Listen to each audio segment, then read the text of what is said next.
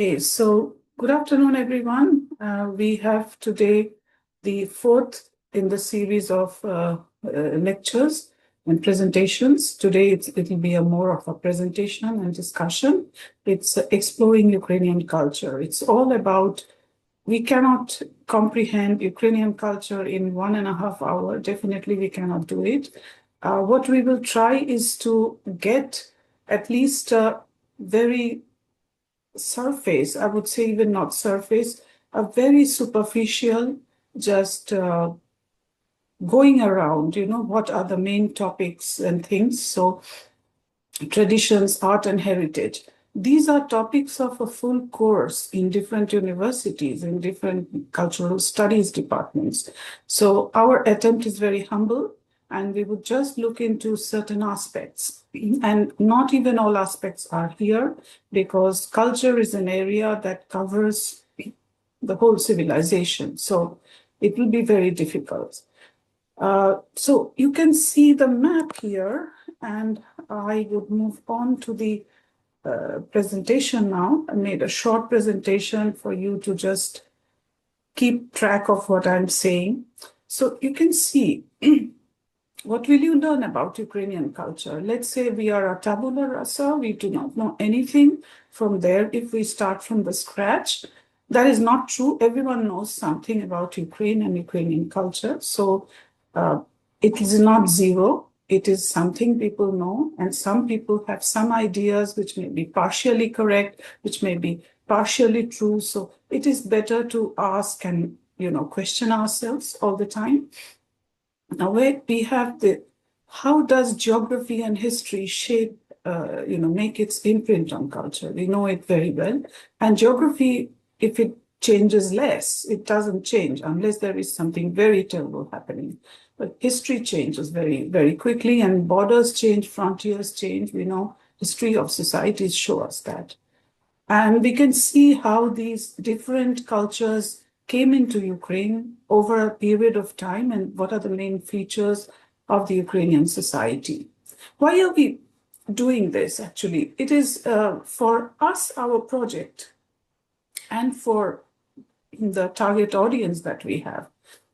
It is to understand that the soft power of Ukraine definitely, hard power is the military, is the hardware and all other things. And soft power is something that is related almost always to cultural diplomacy. It's a big, big part.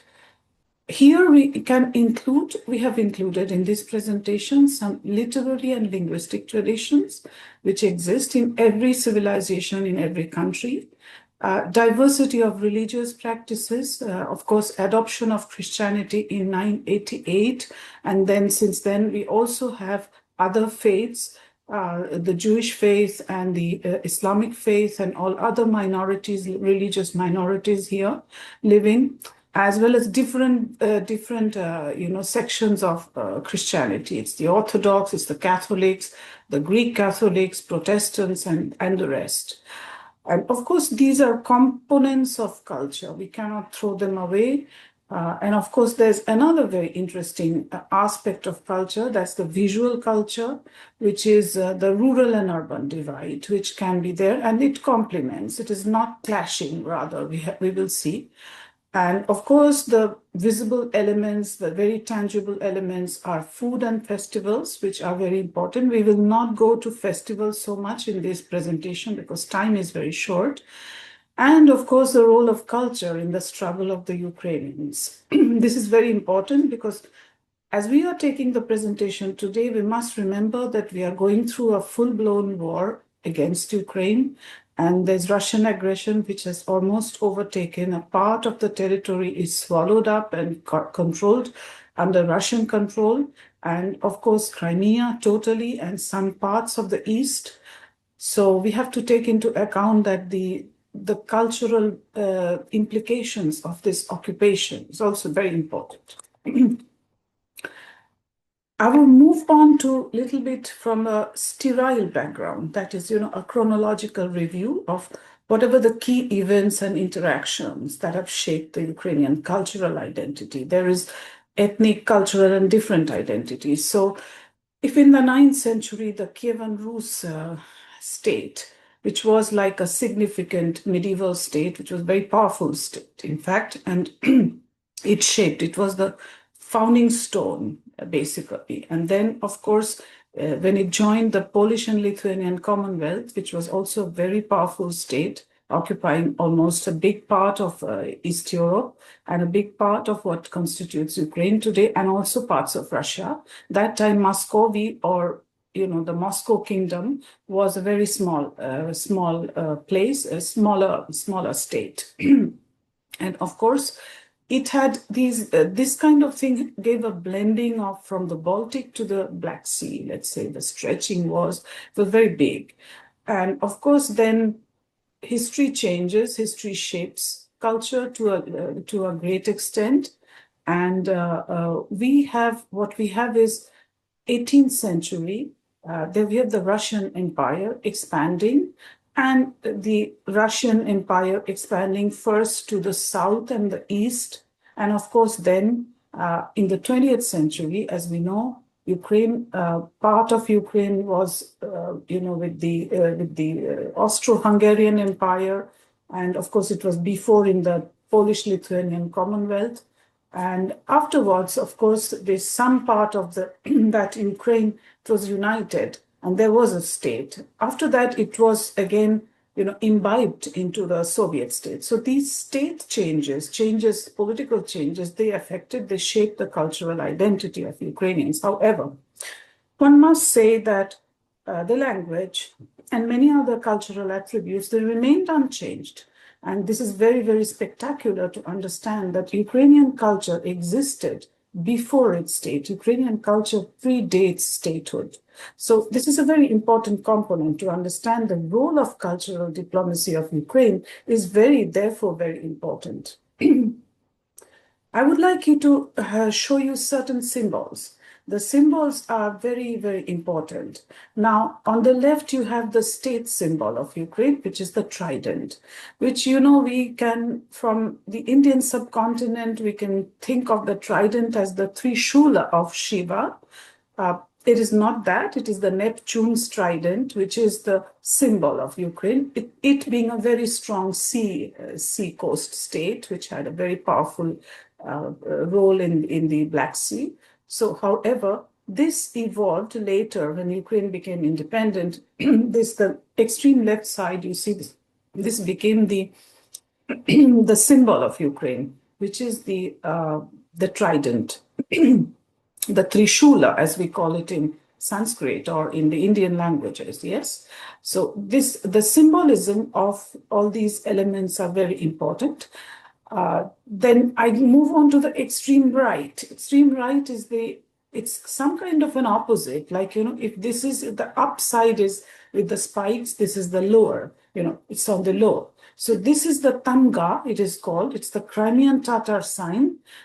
This is the symbol of the Crimean Tatar Khanate, and then it came to the Crimean Tatars autonomous Republic of Crimea, where they resided. So this is also part of the national symbol of Ukraine. And this symbolism also is very important because Crimean Tatars, Krimli as they are called, constitute a part of the population, and it's very important to note that they are suffering the occupation by Russia. This is Tamga, in their language it is called. And so this symbol is also important. Sometimes, we have two symbols, this trident. The trident, it's not the Shiva's trident, but, we will remember that, the trident, the Trishula trident, it is something that is the symbol of Ukraine. It is the symbol of Neptune, by the way, the god Neptune, which is the ruler of the seas. And Tamga is this Crimean Tatar symbol. So these two are very important national symbols of the two peoples that are residing on the territory. Now, in between, we have these two. These are very old folk symbols of Ukraine. This tree is Kalina or viburnum tree, which gives a very sour and very high vitamin C fruit, these berries. These berries are extremely healthy. It is used in herbal medicine, in general use. So this kalina, it is called, and this kalina is a berry tree, which is a very beautiful one, and it is almost always compared to very tender, nice, very caring young ladies. So this is something that, many a time you will see that it is bending down. It has a stooping kind of thing. And in many poetry and many folklore of Ukraine, you see the Kalina tree as an expression of both symbolism, maybe, some tenderness, but at the same time, it is also a symbol of sacrifice, a symbol of giving out, a symbol of many things. Like Kalina is a very important symbol of Ukraine, which is it is to give, it is to heal. It has many, many, many implications. And Kalina is many times, this is Kalina, which is Viburnum, I'm using the Ukrainian word, which is very often it is planted. It is often planted on the grave sites of, people who would like to have it planted. And otherwise, it is a very important symbol. In folk culture, Kalina resembles a very beautiful young woman because it is a very thin tree. It's not with a big bark and all that. So it's a very beautiful looking woman, at least standing. So it's a very important thing. And please remember, this is called Kalina in Ukrainian. Now here you see two birds, one half of one and another half of another. They are flying together. They are the symbol, the storks. The storks are a symbol of family happiness, integrity, and social peace.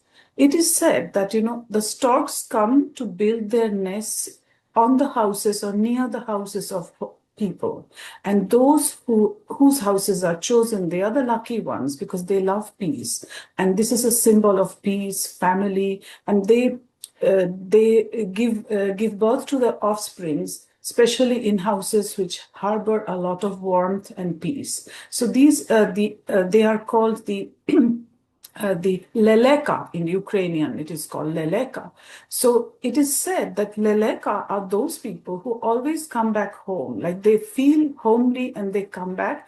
It has been seen in many villages and other places that the pair will come back next spring to again build a nest. They build their own nest. And they are there when they have their breeding season. So when the babies are born, like the baby birds, and then they fly off. So it's a very interesting symbol of the folk symbol of Ukraine. So this symbolism is all through Ukrainian culture. You will see lots of symbolism. I could pick up only 4, which is a minimum, the minuscule, because, you have hundreds of such symbols. Unfortunately, in this presentation, it is impossible. One has to undertake a full course of cultural studies to decipher all the symbols that exist in Ukraine. It's a highly symbolic culture.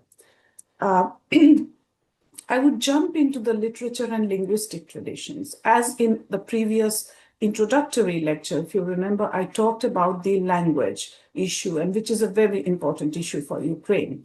And the beginnings of this Ukrainian writing is dating back to centuries. Like you find it in old annals. It is, Povis Vremennik Lith, which is a very old document, and also Halicia, Volyn, and Lithuanian chronicles. And interestingly, the first printed book was in the early 16th century, and the printer was Ivan Fedoriv, who was in Lviv, in the West Ukrainian city of Lviv. Because the first book was the alphabet book. The alphabet book was printed out, and this thus started the printing tradition. And as you know, printing makes knowledge available. Otherwise, you depend on the oral tradition, which sometimes gets lost because a lot of the oral traditions get lost. We have seen huge civilizations just evaporating because they didn't leave any written records. So this was very important. And in 1615, the Kiev Mohila Academy was established, and it's the first Orthodox university, which means that the Orthodox traditions were followed. And, I happened to teach in this university, which was revived in the 1990s because it was banned during the 18th century, and so it suffered a lot. of persecution. And then it was revived after Ukraine became independent. And it is a very serious symbol of Ukrainian independence. I would say that the university has very high standards of instruction and a lot of international contacts and international programs. So this is alive. So this is a tradition that has been kept. It is secular. It is not an Orthodox university, although there are old churches inside, old documents, and they are getting revived today. They are getting renovated. But we have a lot of other, secular literature and secular hard science and also social sciences faculties.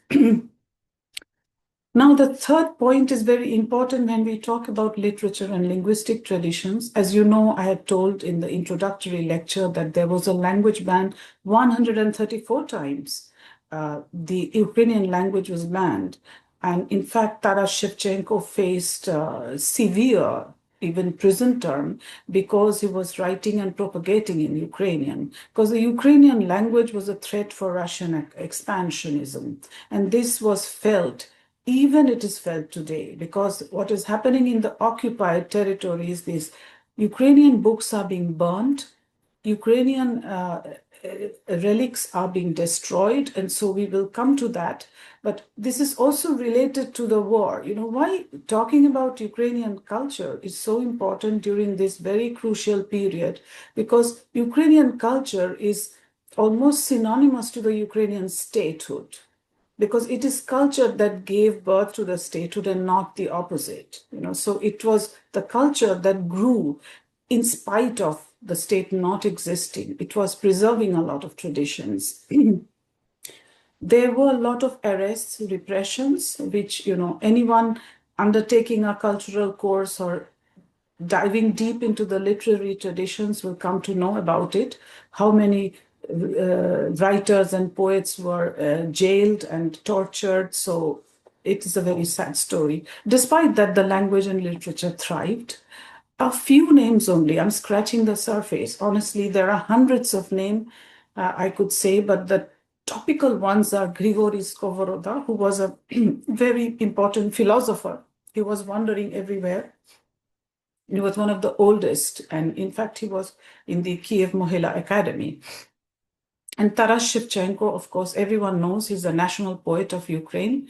He suffered exile and jail sentence to far away, Kazakhstan. He was not allowed to come back to Ukraine, in fact, where his testament in his poem, his last testament, he writes that, if I die, please bury me in Ukraine, because that is the land I want to have my permanent sleep. I want to rest there. So after his death, during the Tsarist regime, when he died in 1861, his body was brought back to Ukraine, and he was buried in the place where he wanted to build a house and live as a normal human being. He was a serf, by the way. He was not a free man until he was freed by artists and literateurs of St. Petersburg. From such a humble beginning, he could become and rise to that level that it was it is stunning that something like that can happen. It is almost impossible to record that anyone equivalent to find in European history. Honestly, it is very difficult to find, to rise at that level by self-educating. He was a great painter. First, he started painting, and then he composed his beautiful verses.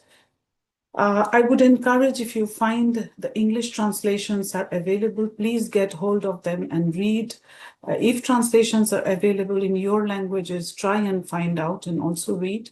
Next is Ivan Franko, who was from Lviv. He was a very stalwart figure in Ukrainian literature, who in fact is considered the first Indologist. Why? Because his contribution to many things has opened up the literary traditions of Indology.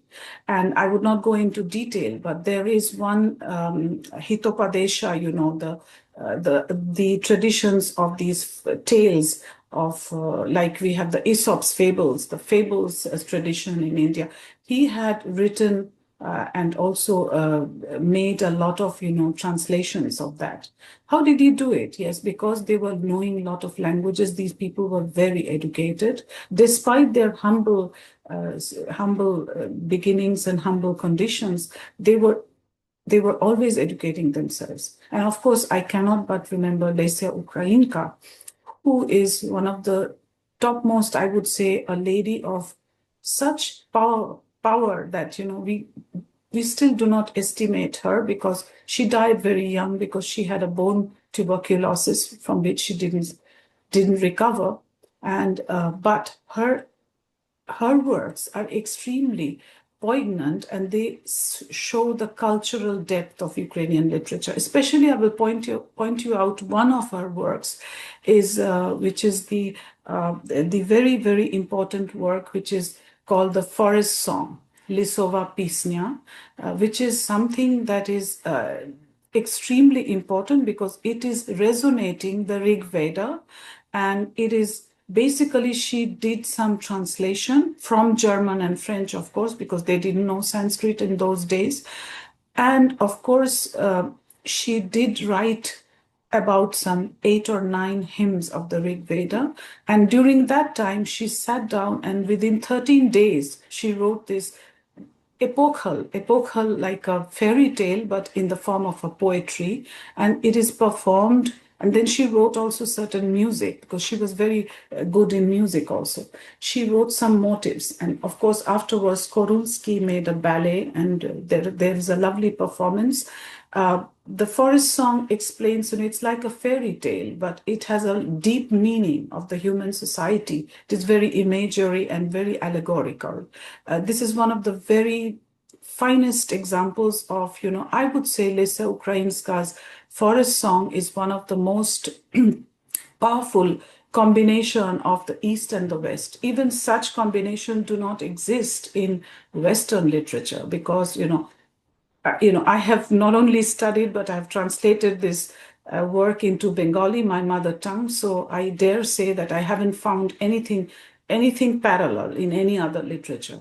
So this is a very powerful poetess who basically was a very frail woman. She suffered from this tuberculosis of the bones, and she was going to Egypt, she was going to warmer places, to Georgia, and wherever she went, she wrote, and she had great interest in ancient Indian philosophy and ancient Indian traditions. Ivan Franko also, and Ivan Franko, for example, is also called to be the first Indologist, because he really was a very, very, very educated and a very literate man. Both of them belong to the western part of Ukraine. And of course, I can talk endlessly about Ukrainian literature and poetry. There have been a lot of poets. This is a language of poets and musicians, because this is a very melodious language. Ukrainian language is one of the most melodious in Europe, like Italian is. So if you come to learn it, any one of you, you will see the music of the language is very sweet. And one need not say, because I'm advertising for it, because I took the pain for learning it, and I was really, like I could say, in love with this language. So I would encourage you to learn this language just for the sake of the music and the literature. I would like to go to the, I could talk about endlessly about the poets, about the writers, about the way they were taken to Siberia, and a lot of sufferings. This is one of the things that one should understand, that they paid a very high price for whatever they did. So this is also the trajectory of this culture, Ukrainian culture, has been through pain and repression. And this is very important to understand if we want to talk about something post-colonial. That is what I want to also say about Ukraine. Now, let me turn my attention a little bit. We will be scratching the surface, the Ukrainian art, painters, styles, and traditions. I would mention just 4 here, and in the next slides, I have taken up only one picture. So each of them deserve a separate lecture. Not only if you are students of the Art Academy, but if you are just someone who is wanting to know about Ukrainian art. By the way, the extreme left side is the image of Katerina, a lady who's very much, there is a poem written by Shevchenko, and this is Shevchenko's painting. Shevchenko was a great painter, and he was like a beautiful, he left his paintings, it's unparalleled. And so this is a picture one can never ignore. Of course, we have also Alexander Murashko, who is also a very big, very great painter. The second painting you see from the left. So this is in winter, a couple, little bit going towards the realist school. And then we have Mikhailo Boychuk. One of the very important traditions is that he laid down is a very important, even the art academy here is named after Mikhailo Boychuk. And right side, you have Katerina Bilokur. Her paintings were just fantastic, the flowers and everything she drew. This is another lady. There are lady painters, and also, so these four are the examples I could give you. This is the four paintings. Next, I would also show you some others, Mykola Pimonenko, then Maria Primachenko, Kazimir Malevich, and of course Tatiana Yablonska. You have Mykola Pimonenko is a very famous painter. Here you see that these two girls are reading out fortune, fortune telling. So by the shadow. So these are things that were practiced during the Christmas, during the Christmas nights and others. So these two girls, and this is so beautiful painting. And at the upper corner, right, you have a bit of a different style, which is in the Boulevard. It is in 1930. It is drawn by Kazimir Malevich, who's Polish by origin, but all his life he's a Ukrainian painter because his inspiration he drew from here. And of course, this shows this is a very interesting style of painting. It is different from the others. They belong to different schools. The right below one is 1954. It's by Tatiana Yablonska. She was very much active, and she passed away in 2005. She was a very famous painter. So this is that the girl it's just waking up. This style has some realism, which was at that time called the socialist realism because of the socialist republic. But this has elements of that, but also it has elements of impressions.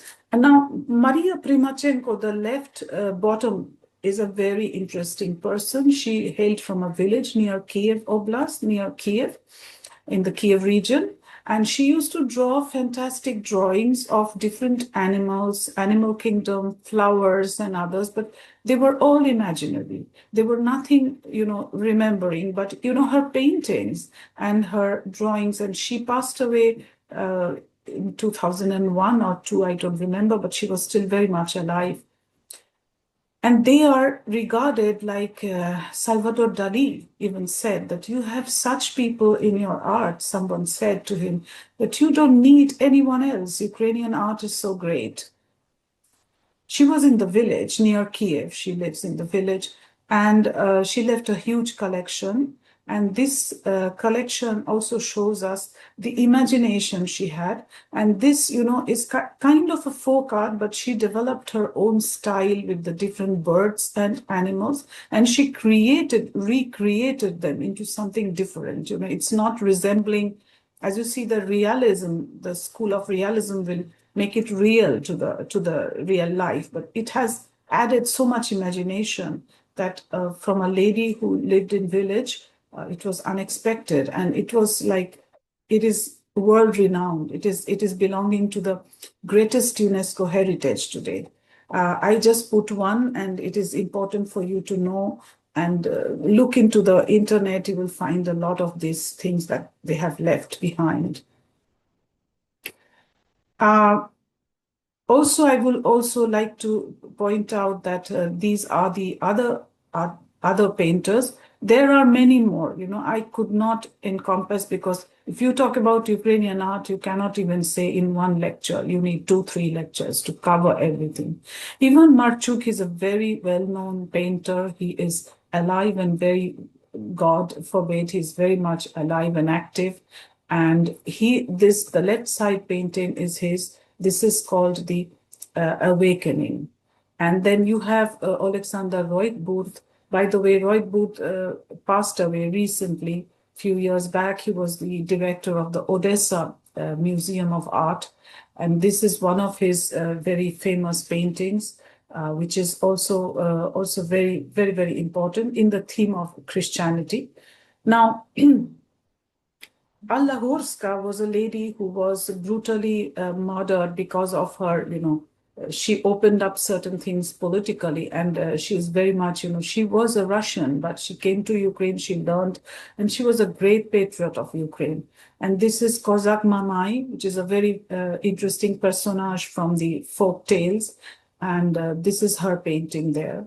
And I would say that this Alexander Bogomazov also did some very interesting work. It is just that we have it here, this one with the saws, the people working, but in their faces you can see the whole impression. So this was the epoch of Impressionism, Cubism, and all these experiments that were taking place. Anatoly Krivolap is relatively younger, but he's also a very genius. He's a great painter. So you have one of his paintings. Each of them deserve a full presentation because they are very rich in traditions. And I dare say I'm doing full injustice by just picking up one painting and showing it to you, just for the lack of time and lack of, how to encompass everything about Ukrainian culture. It's just impossible.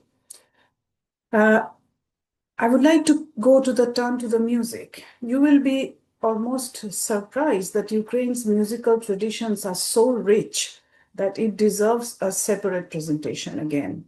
On the right corner, you see different musical instruments. The number of instruments are so many, I could not even put them all together. There are a lot of these instruments. And of course, I want to say that as we have the classical traditions, we have the folk traditions also. Mykola Lysenko is one of the topmost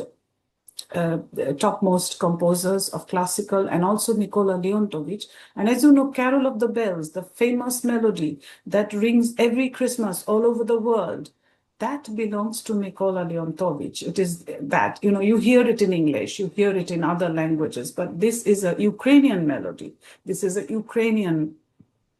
essentially Ukrainian music. This is Ukraine's great contribution to humanity. Also, we have Kirilo Stetsenko and Evgen Stankovich. I could write a full list of names, but they would not mean much. So I want to show you certain musical instruments. And also the composers and directors. They are all very, very famous. And Valentin Silvestrov, then Miroslav Skorik, Volodymyr Ivasyuk, who died, and in fact it is suspected that he was killed during the Soviet times. He made epoch by his song Chervona Ruta. And of course, Alexander Kozarenko, I knew him personally. Unfortunately, he died a few years back when there was a huge spurt of COVID. He was based in the Lviv University. He was even teaching music, but he hails from the west of Ukraine. He's one of the best. He appreciated Tagore music very much. Lesia Dichko also made a very interesting aria. She composed some music on India, and at that point she dedicated it to the memory of Indira Gandhi because she was highly respected in the Soviet Union.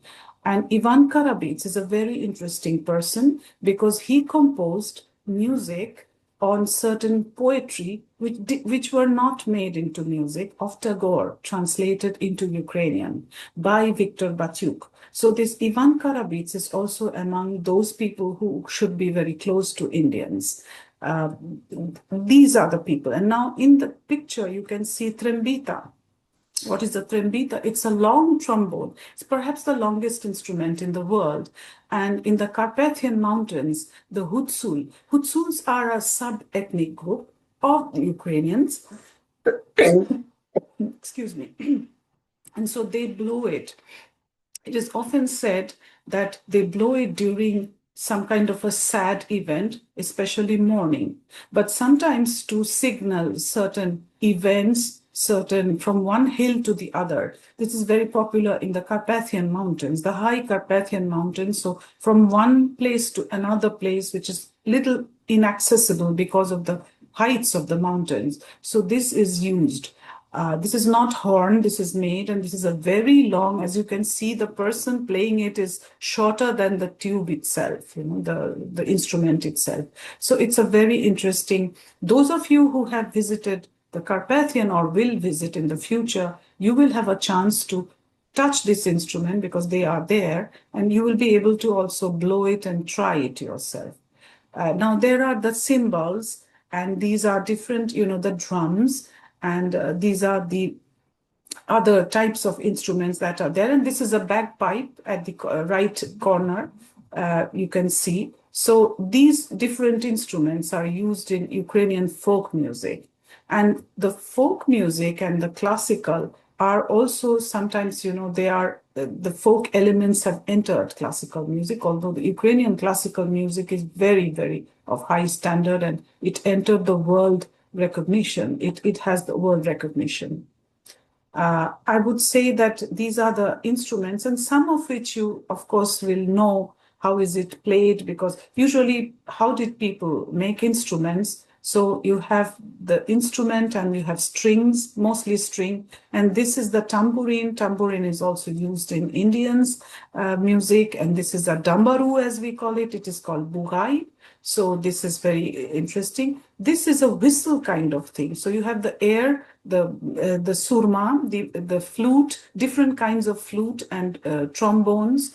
And so you have these different types of, this is trembita. The picture that I had shown you, the long tube, it's called trembita.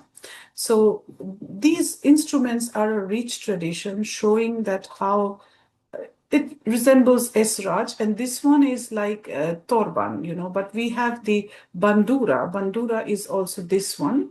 Bandura is a very famous one, which was used by the Kobzar. And also there is another instrument which is also called Kobza. So there are various, and this one is the Drimba, which was in the slide also. We have it makes a very string kind of sound. It is a very interesting element of percussion music, string and percussion mostly.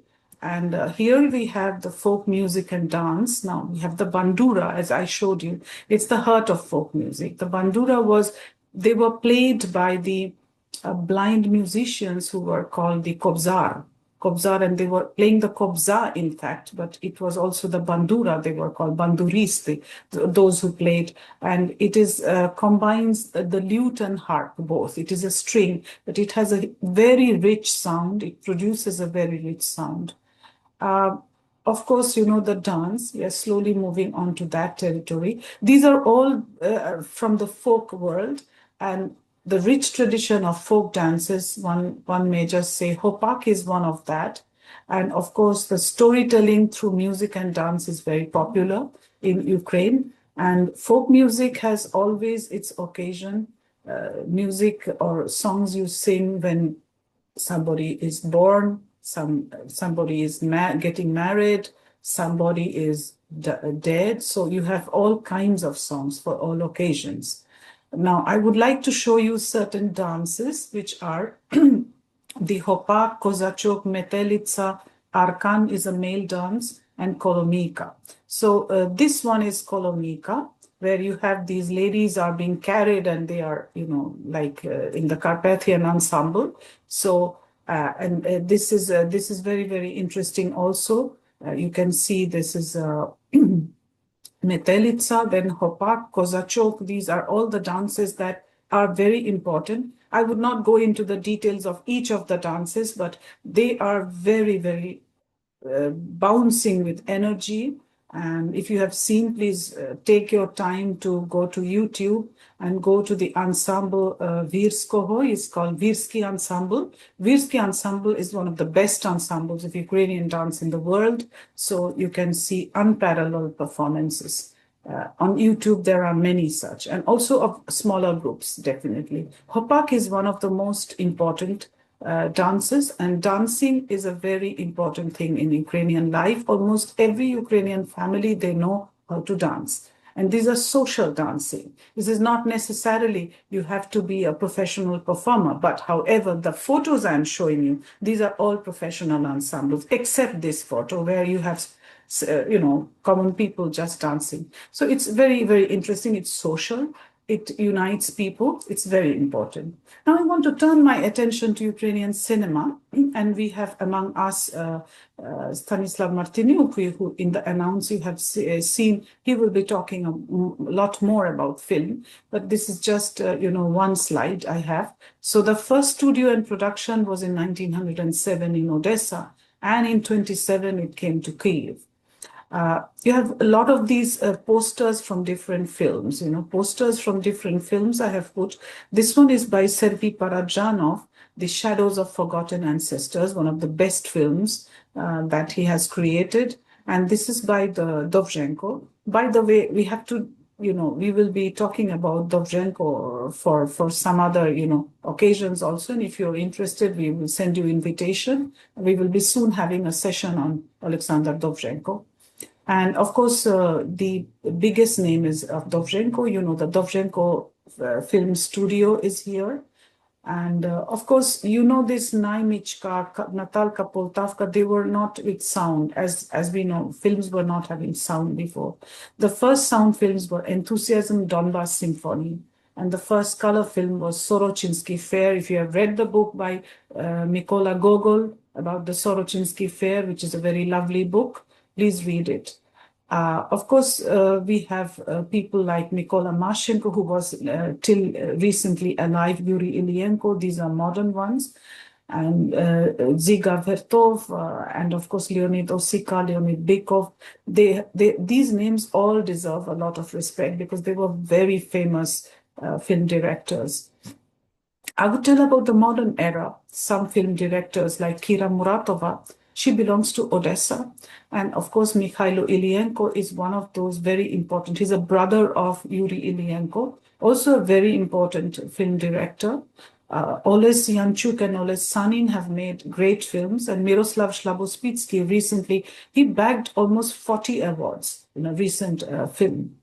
Igor Strembitsky also. So please if you start viewing Ukrainian cinema, I honestly tell you, you will get addicted to it because they are beautifully made. And if you are a cinema doyen, so you will be appreciating it. I don't know how many of you like cinema, so please look at the filmography of these people. It is worth. And of course, Miroslav Shavitsky recently also got an award. And I want to also say about these films after 2014. Why is it so important for us today? Because we know what started in 2014. Yes, the war. The war didn't start in 2022 because, or 20, it started long before because the Crimea was occupied and Donbass, the hybrid warfare started. So Ukraine was under attack and part of its territory were controlled by Russia, occupied by Russia. So it is at that point we can see that, the cinema after 2014 really changed. The young directors, a lot of them, you can see the list, the winter that changed us. It is about the Maidan, Volodymyr Tichy. Then there is this 2014, the Ilovaisk. There was a lot of, first the soldiers were asked to come out and then they were killed. This was a very treacherous, like putting a knife at the back. So Russia didn't, maintain its let's say, gentleman's agreement. So the Donbass Battalion was by Ivan Timchuk, a brilliant another film. Also, we have a very important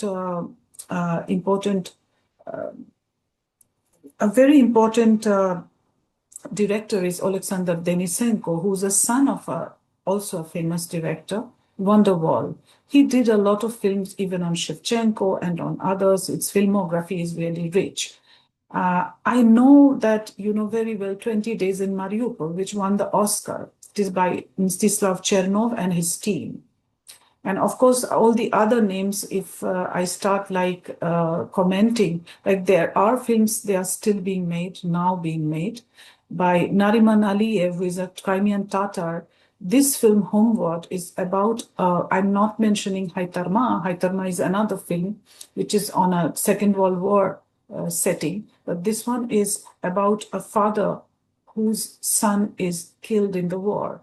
And he wants to take back the son to bury him in Crimea. So he goes with his younger son, and there's a very poignant story.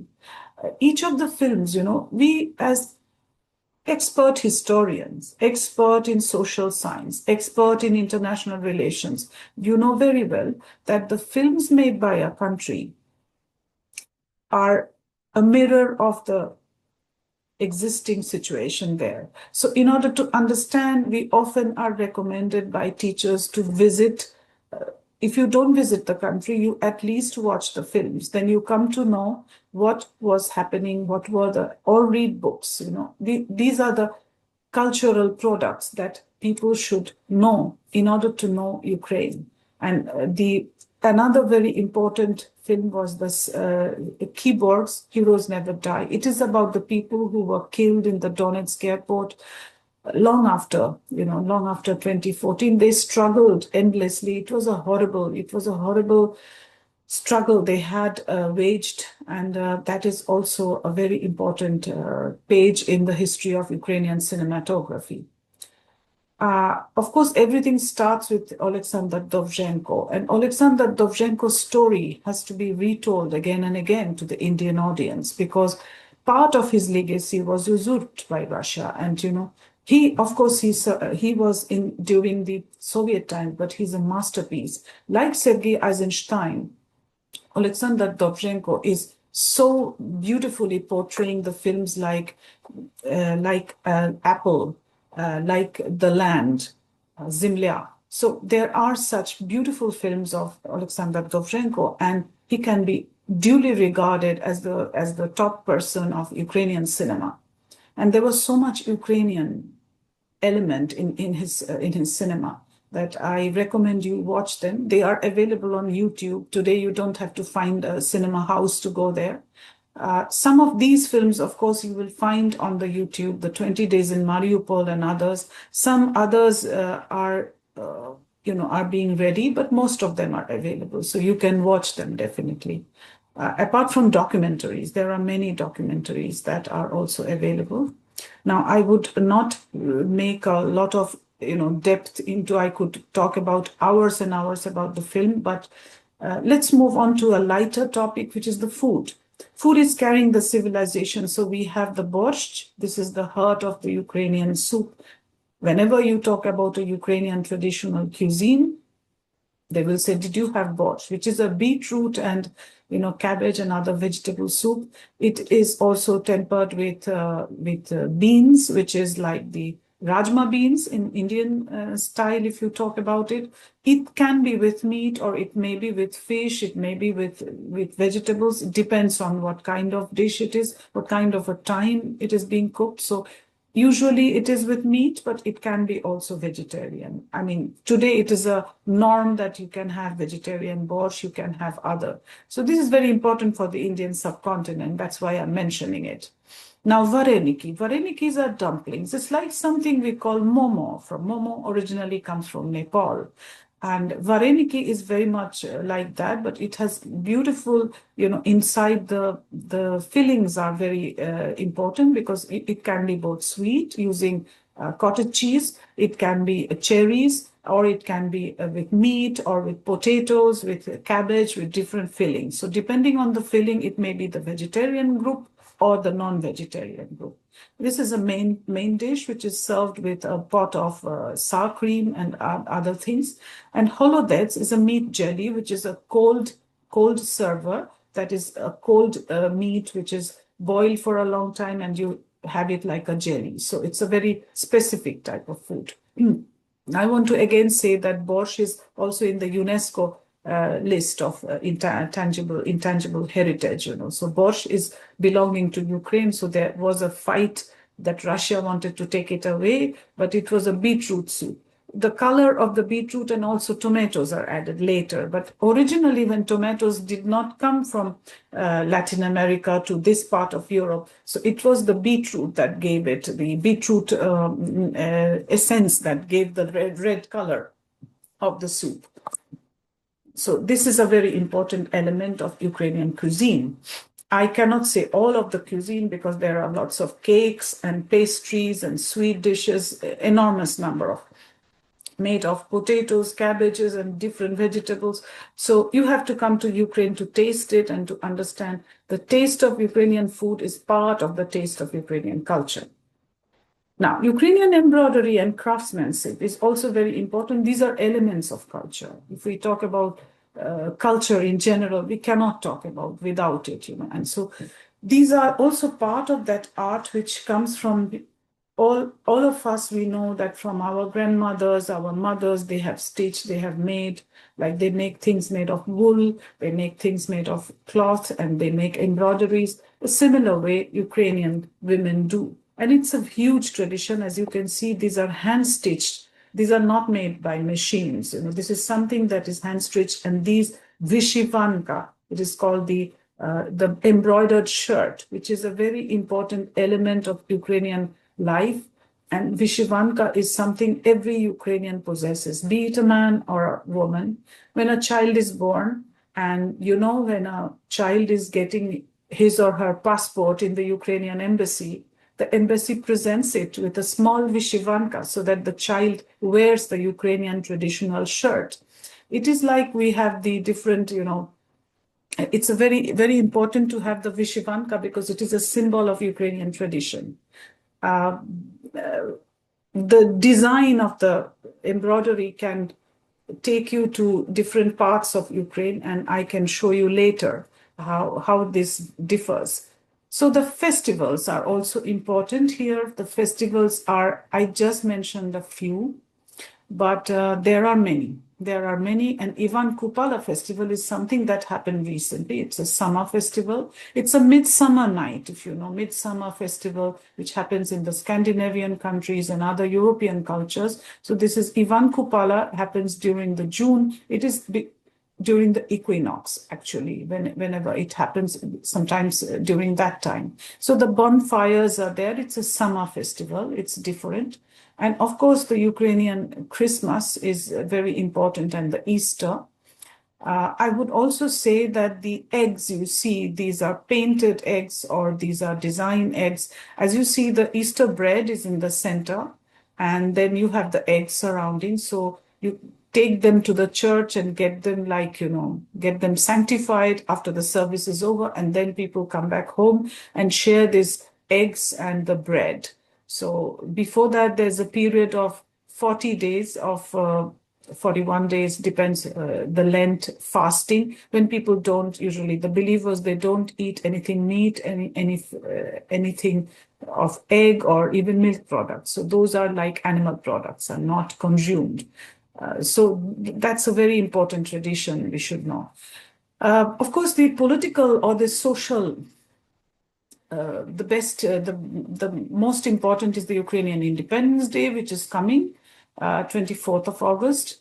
Other than that, we have a lot of other like the 16th of July was the day of the sovereignty of Ukraine, declaration of sovereignty. And we have a lot of other, the Day of Unity and all the other different political or general holidays. But Ukrainian Independence Day is just barely after a week of Indian Independence Day, which is 24th of August.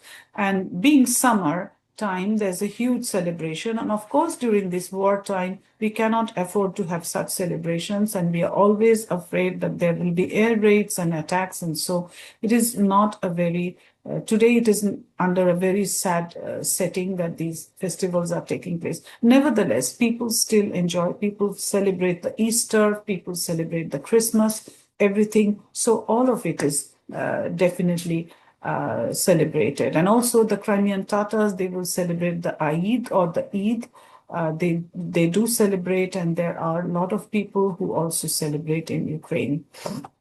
The Jewish festivals also. And of course, when times were better, we even had puja during the Durga Puja time or the Diwali time. The Indians meet here, the South Asian community meets here. So there are different communities that get together and celebrate their festivities, okay? But the Ukrainian ones are very important because they are the main ones for this country. If you can see this map, this is very interesting that the motifs of the embroidery are on this map, the regions of Ukraine, the Odessa motifs, then, the Crimea motifs, and then Kherson motifs. So you can see the motifs of embroidery of different regions of Ukraine.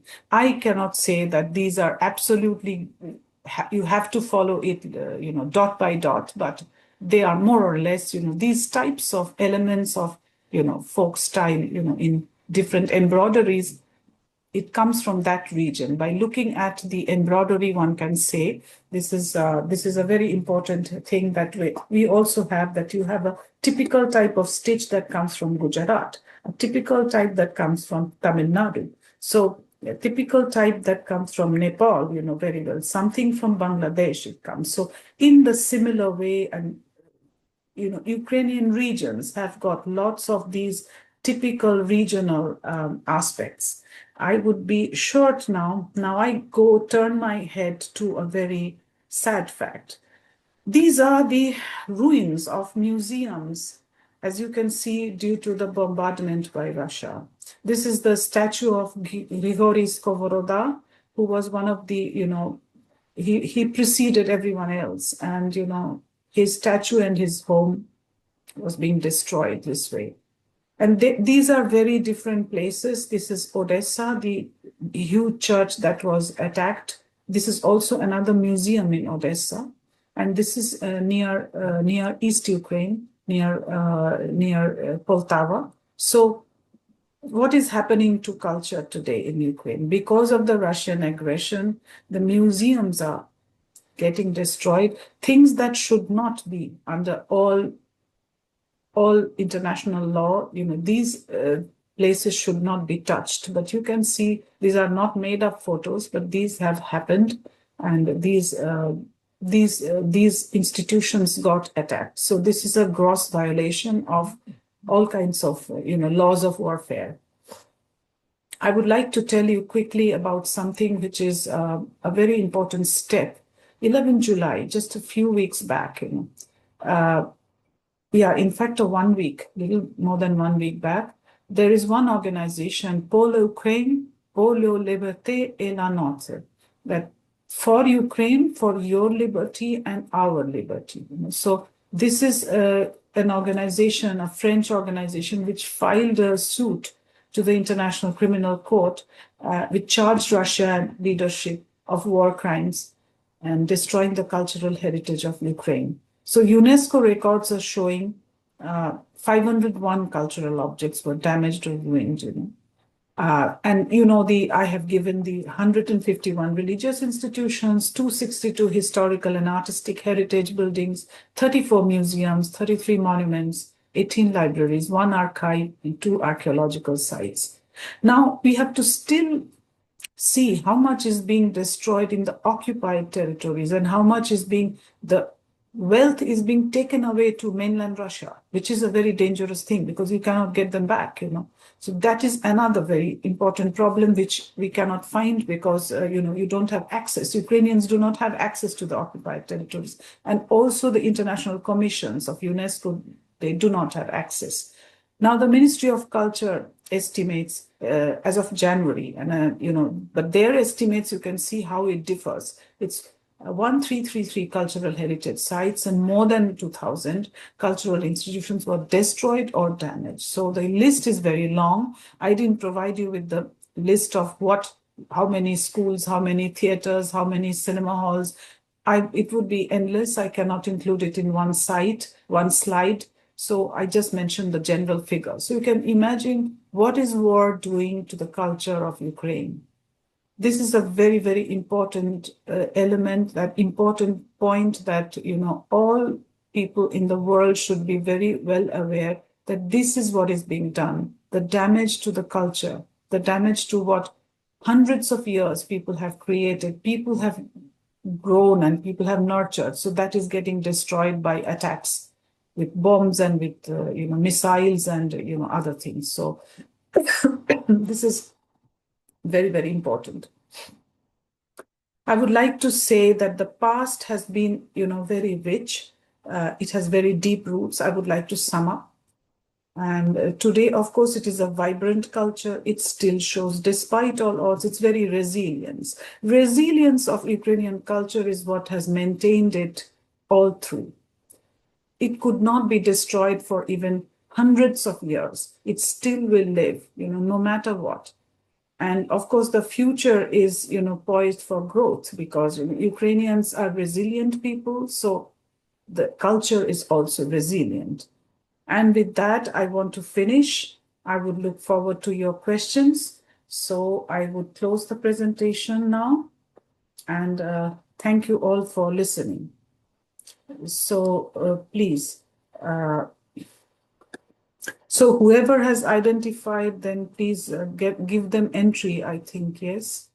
So, okay. Yeah, please, maybe can you, Mr. Stanislav Martynyuk, say whatever you wanted to say, and then we just wrap up. Yeah, please. Hello, everyone. Yes, please, please. Actually, we are running out of time, I think. Okay, I have shared in this chat to this video, I have shared as a link to a small list of videos and music compositions which may be of interest to the participants to this meeting. I believe I can comment on some of them. And if you permit me to share the screen, I can. Yeah, you can share. It is multiple. It is available. Okay.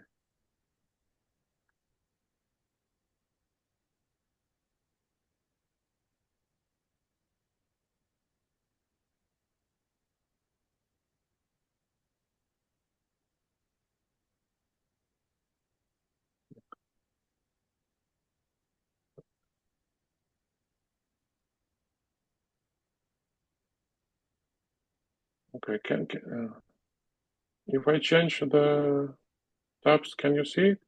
Right? Yeah, it can be seen. It can be seen. Please go ahead. Okay, just I will be very, very short, but it's pretty complicated to talk about the Ukrainian culture in such a short span of time. Ukraine. I will be sharing my view on the Ukrainian culture and Ukraine as a whole. Basically, we are the biggest country in Europe. The population, let's say, 8 times smaller than Uttar Pradesh, and the territory like 3 times bigger than Uttar Pradesh, for instance. The modern name Ukraine has its roots maybe to several centuries before that time.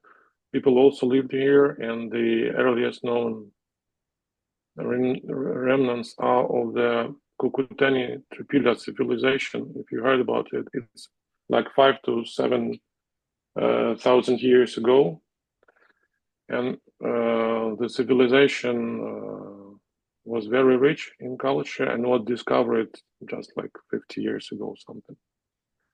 Ukraine enjoys one of the most fertile lands in the world, and we have our biggest river, Dnipro. And Ukraine is between the west part of Europe and Asia, and we have always had problems with both sides trying to stay alive on this land, and this shaped our culture a lot. And I would say that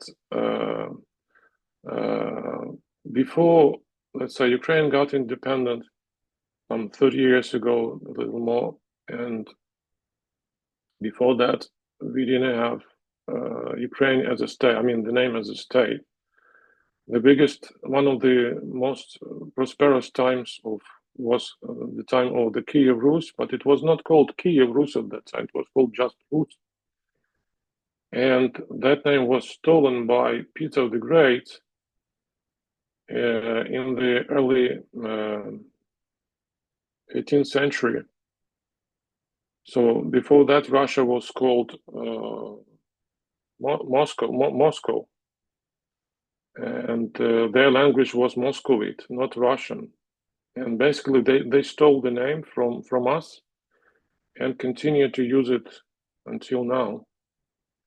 And I'm pretty sure that this name, I mean, everyone who comes from Ukraine or from Russia, you call them Rusi, and the country you call Rus. But I strongly believe this comes from the times of the Kievan Rus, and not from the times when the Muscovite state grew into the Russian Empire. So basically, this is just a small example. And if you talk about the culture, I shared a link to this document. It's very short. I didn't want to bother you too much.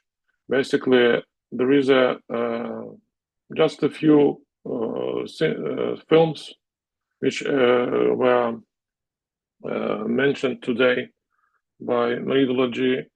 This is one of the Shadows of the Forgotten Ancestors, one of the masterpieces of the Ukrainian cinema. Mridula Ghosh talked about it a lot. Please watch it with the English subtitles. Here's the link. It was not easy to find it, but it is. And the next film is Propala Gramota, is the Lost Letter. It is based on a novel by a Ukrainian 19th century writer, and it tells a lot about the Ukrainian struggle for independence. But the film was made during the Soviet Union, so the director didn't have much freedom to be honest in all the ways. But in general, this film will be a good example of the Ukrainian culture and costumes and so on.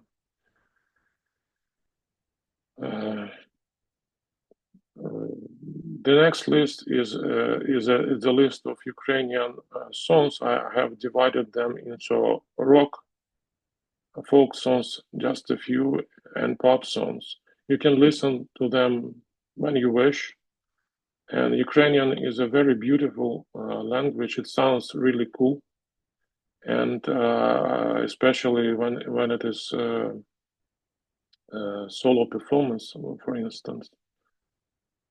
Let me try to. Can you hear the music now?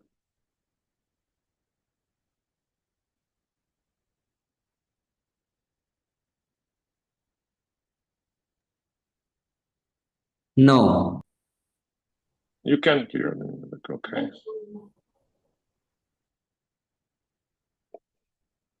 Basically, I'm first time using the Zoom as a presenter, so please forgive me this. Basically, this is a list. Please listen to it. I have spent like the whole previous night compiling it, and it's very different, and it's very versatile, I would say. And it's not, the current picture of the Ukrainian culture. What we show the world is how we suffer, but we not only suffer, we also struggle and we fight and we survive. And people in Ukraine, well, we have a war in Ukraine now, but people do live their more or less normal lives when there are no bombings. I mean, kids are born, cultural some concerns are there, and there is let's say a boom in the cinema and book industry. Mridula Ghosh already mentioned we have one of the richest literatures in Europe, but unfortunately, not all of this is translated into, let's say, even English, not to say about Indian languages. So, and the problem is that we write in Cyrillic alphabet, and when you try to look for something Ukrainian, you'd better use Cyrillic words to find what you need. But if you don't speak Ukrainian, it becomes a problem because the transliteration of Ukrainian words into Latin letters is not always correct. So I'm not sure. I wanted to show the few songs, but if you can hear the sound, then it doesn't make sense at all. Okay, so please listen to this list. As I said, I will be short, and I hope you will enjoy it. If need be, please feel free to write to my email address. I can guide you later if you have any questions. And as Mridula mentioned, I happen to be the director of the Rodovid Charitable Foundation. We just founded it, and it is meant for preserving and promoting the Ukrainian culture and the Ukrainian heritage. And one of the tools we will be using is to promote the knowledge through the genealogy. We have a free website. It is called Rodovid. It's been online for 19 years.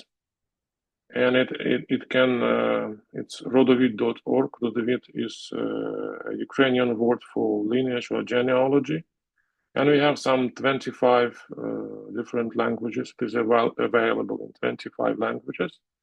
You can come to it, register, and build a family tree of your own if need be, or about famous people that you are interested to learn about more. And we still have no Indian language here, no Indian localization. So if someone of you or you know someone who is interested in genealogy, we can hopefully create a Hindi or Bengali localization for people to work in.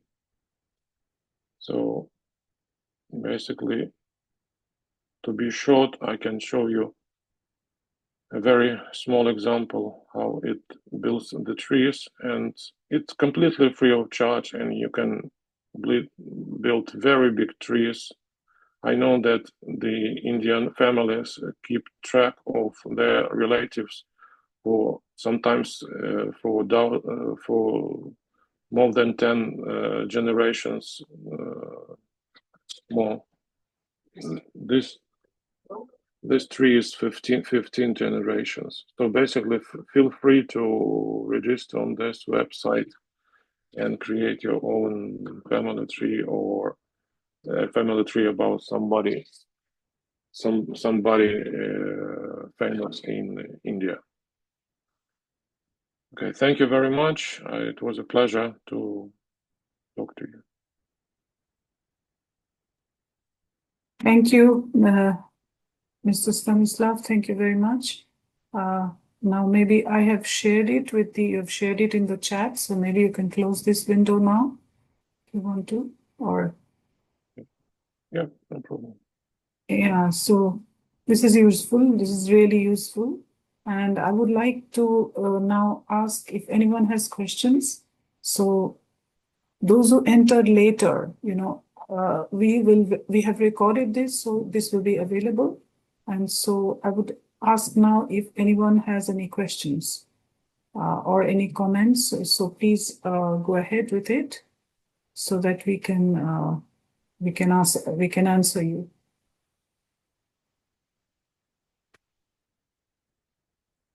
Well, if not, then we will close it here. And it was a real pleasure. I will